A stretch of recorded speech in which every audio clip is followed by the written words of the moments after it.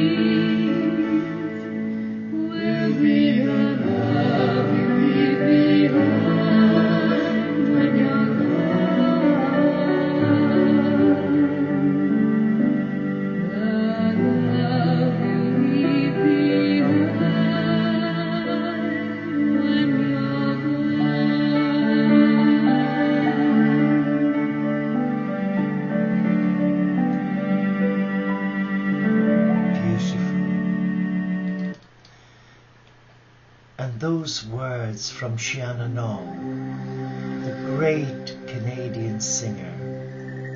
You can be anything that your heart wants you to be. And all it takes is to surrender your life to the Supreme, to the Father, Mother God, who created you out of love. Let me share with you a few words from the famous Khalil Gibran, the prophet. His words really resonate with my heart. He says, faith is an oasis in the heart which will never be reached by the caravan of thinking. I'll read it again. Faith is an oasis in the heart which will never be reached by the caravan of thinking. Doesn't that sum it all up? Faith is a gift. It's a gift of trust from a loving God who endowed you and me with free will. The gift of free will. And sometimes it's hard to comprehend when you see man's inhumanity to man, to other children of God, our brothers and sisters, when they're slaughtered needlessly because of people's ego, selfishness, and whatever negative, destructive, evil force that has taken over their life. But those of us who live not by sight, but by that inner knowing that we are loved by God, that for me is more important than being a billionaire living in LA or in Rome or Paris. Because if you're not at peace in yourself, then you'll never know peace, regardless of how much wealth you may have. My grandmother used to say to me as a little boy growing up, your health is your wealth. Your health is your wealth. And always be kind to those on your way up the ladder of success, because there will come a time when you'll fall down, and that's when you'll need your friends. Beautiful words. Let us relax. Let's listen to that inner voice. The voice of God's Spirit speaking to your heart. What is it saying to you? Chill, relax, kick off those shoes, be still,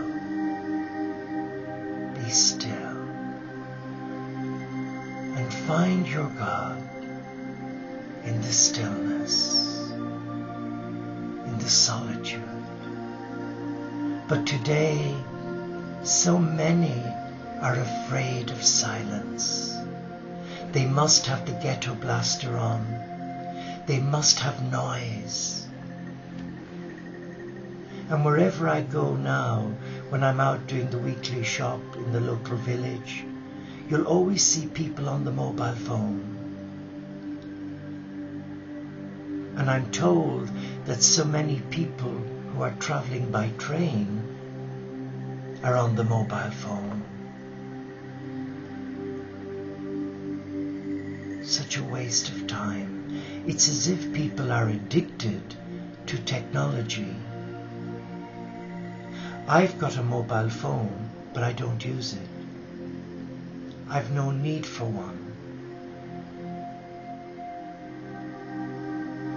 Let me read to you some beautiful words from a very wise lady who's known in the UK for her cooking and her culinary skills, Delia Smith, but she's also a retreat director and a very devout spiritual lady.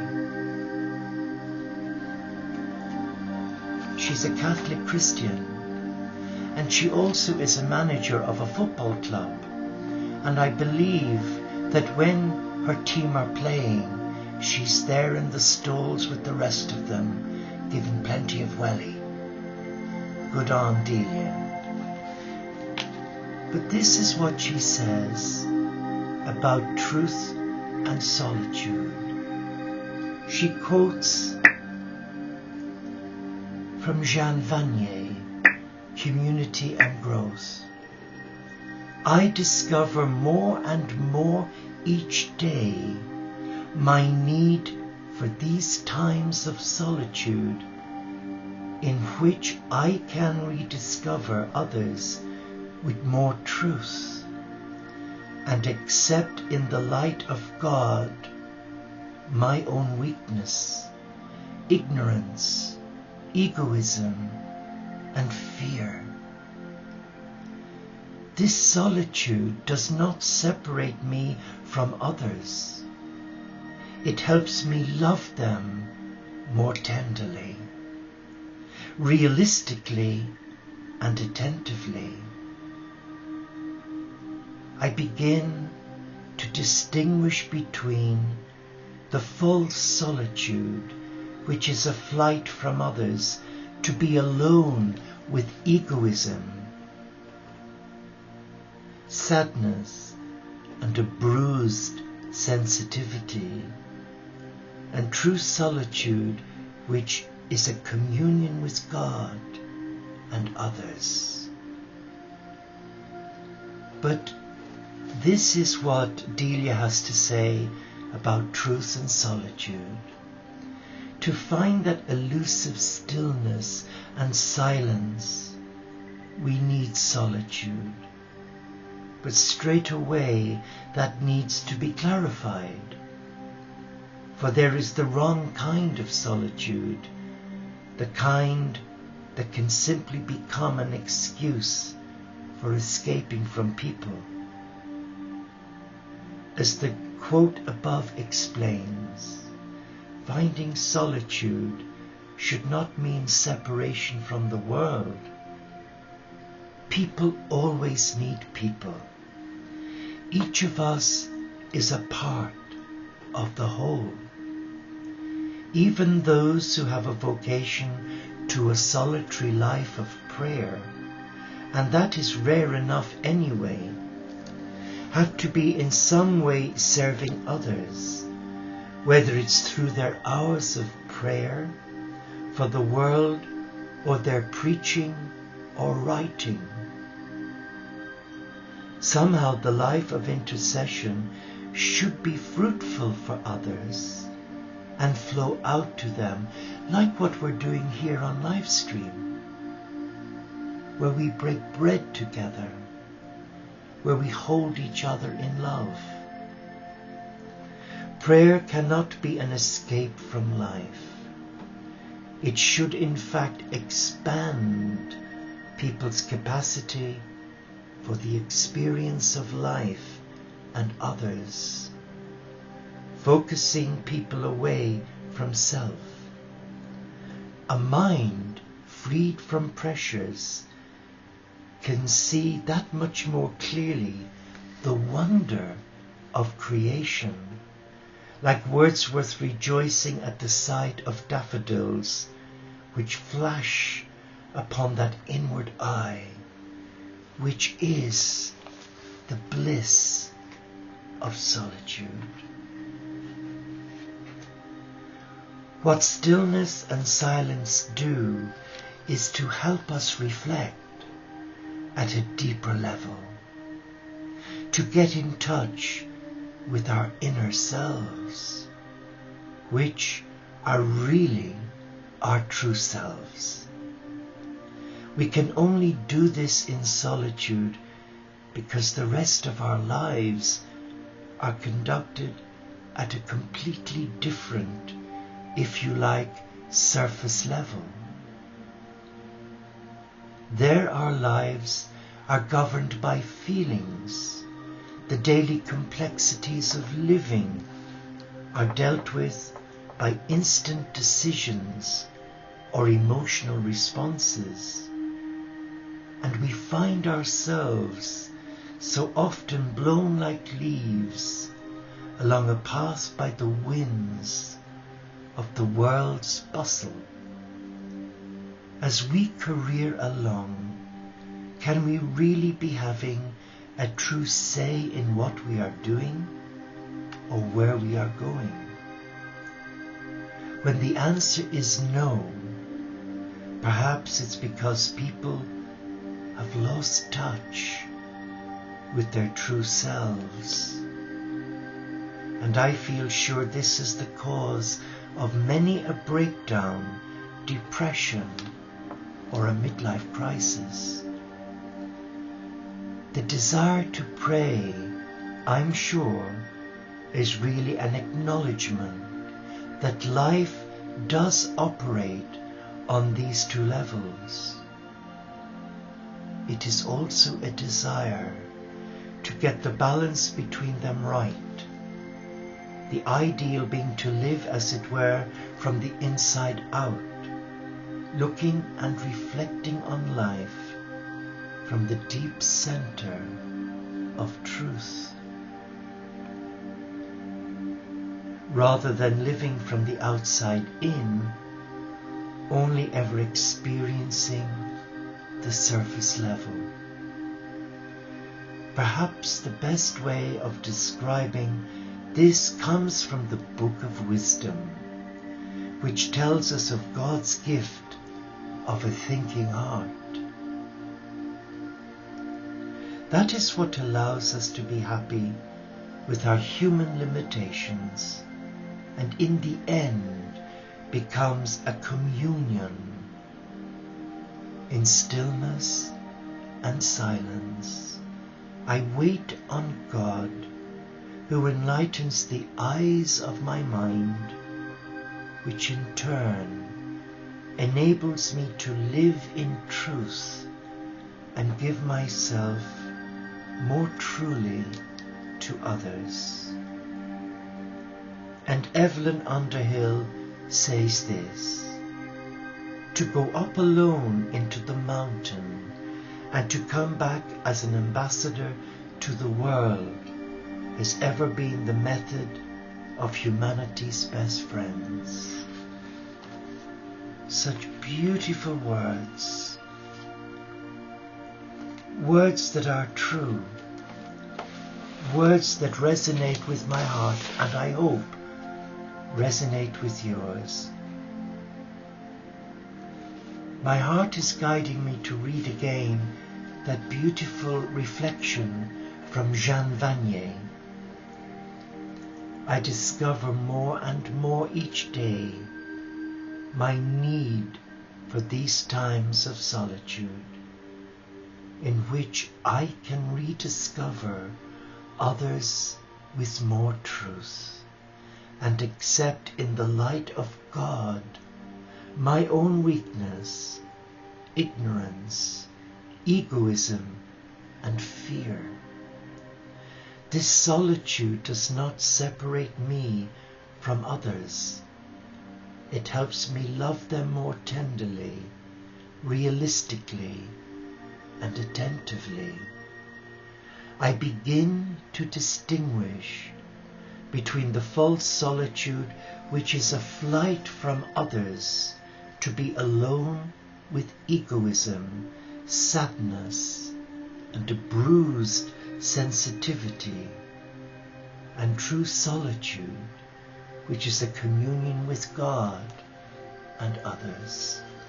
So let us come now and reflect on those beautiful words. What is the Father, Mother God saying to your hearts and mine as we sit here relaxing in the presence of God? Well, let us just take a nice deep in-breath Now let us hold that in breaths. And now let us breathe out slowly and effortlessly. Now let us relax. And as we breathe in again, we hold it, and now we breathe out any fear or confusion and share them with Mother Earth. Relax.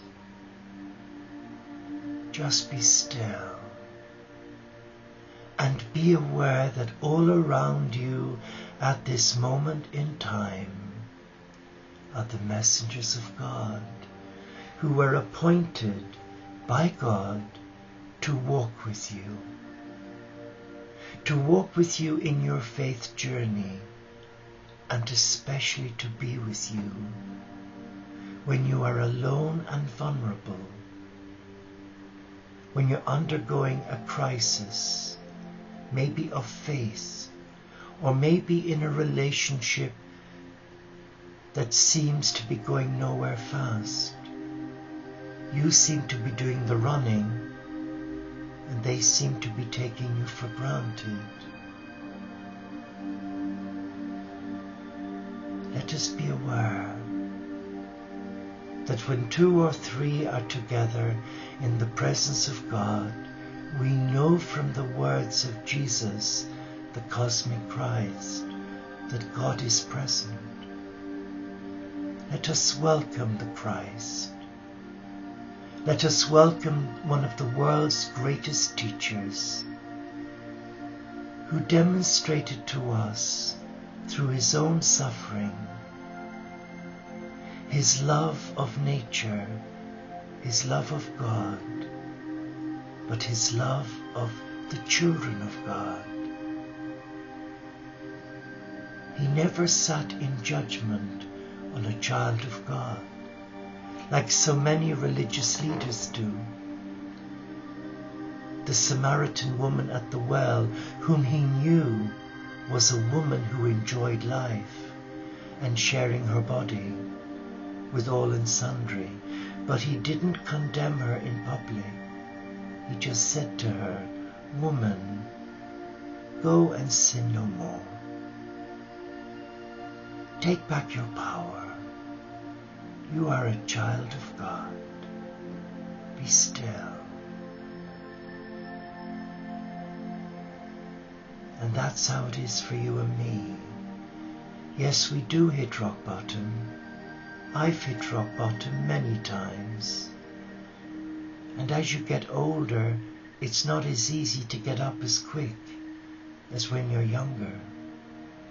But when we're young, we often are full of self-adulation, egoism, pride, and we resent people criticizing us or trying to be supportive. Sometimes we see it as interference. It takes a lot of courage, doesn't it, to allow your God into your space and to listen in silence, in solitude, to your own truth. Let us ask the Christ to come and touch us now and set us free of all that baggage, especially fear.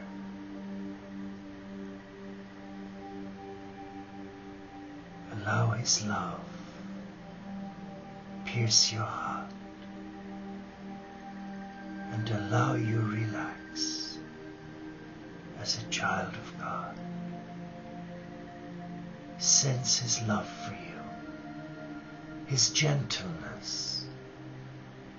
Look at his eyes, and there you will see acceptance, not condemnation. You will see love of a brother, a great teacher, a friend, a mentor, who's here with you to guide you protect you, to show you an alternative route that leads you away from selfishness, egoism, and always having the last say. Come to your heart. Embrace your teacher. Embrace all that you are as a child of God. Remember the words of the beautiful mantra, I am a child of God. I am loved for who I am. Be still. Be still and know that you are accepted as a beautiful child of a loving God, and that nothing, no one, can take that gift from you unless you give away your power. Reclaim your divinity as a child of God. Reclaim all that you are, and know that your God is with you. Your God empowers you each day to offer your heart to God, to surrender to a loving God. Let us pray. Father, Mother God, you created each one of us in love. Let us hear the beautiful words of the amazing spiritual teacher, the great Saint Teresa of Calcutta. And she says, make us worthy, Lord, to serve our fellow men throughout the world who live and die in poverty and hunger. Give them through our hands this day their daily bread, and by our understanding, love, give peace and joy. May the Lord God whom you love anoint you now with the healing touch of a Father, Mother God who truly loves you and accepts you as you are. Thank you for giving up your time to come and break bread at this table and bring a blessing to the world, a world that is becoming more spiritually impoverished and who are alienating their heart from a Creator God who loves them.